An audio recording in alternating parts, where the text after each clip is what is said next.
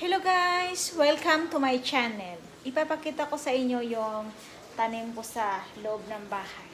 Kasi po, mahilig po ako sa mga tanim-tanim. At ito pong mga tanim ko, matagal na po to sa akin.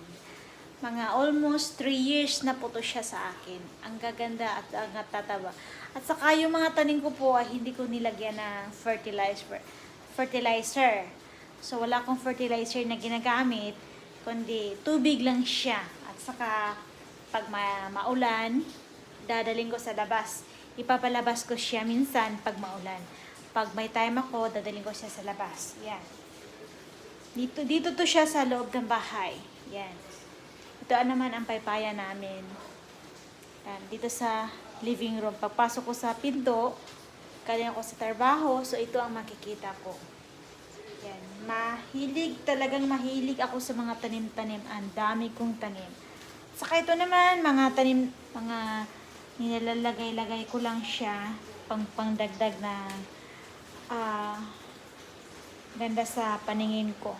Kasi pagdating ko sa galing sa work, so titingnan ko yung halaman ko. At ito naman, mga papasyal ako sa kabundukan, minsan pumunta ako sa dagat, kukuha ako ng ito, mga bato-batong maliit. Yan, mahihilig po ako nito. At saka yung iba naman, binibili ko rin din. Pumili ako ng mga bato.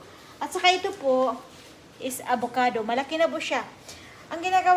Malalaki na po siya. Ang ginagawa ko lang, bumili ako ng avocado.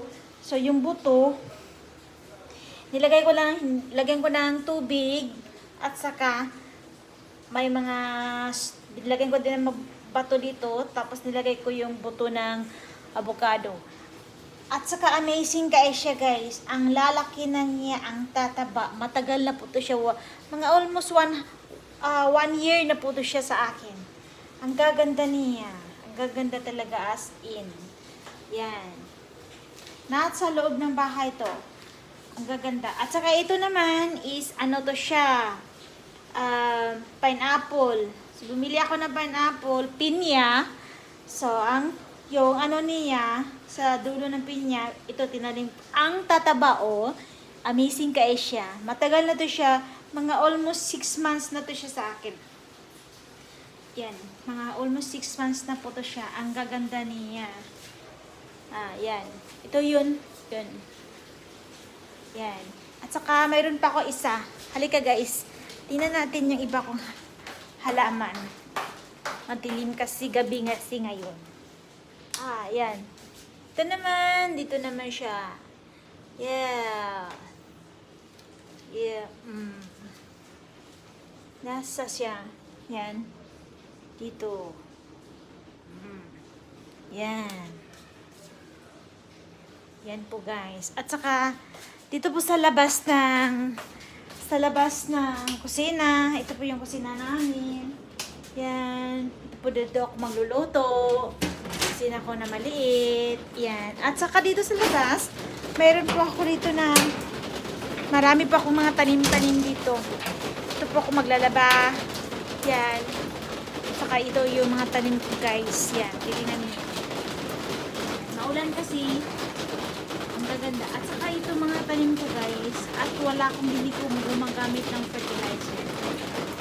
Yan. Hindi pa sila namumulaklak, wala pa silang mga bulaklak, pero malapit na sila mamumulak. Ito naman, banana. Galing sa friend namin. Yan, binigyan niya ako ng banana, tinanong ko yung banana. Ang gaganda, tataba niya guys. Yan.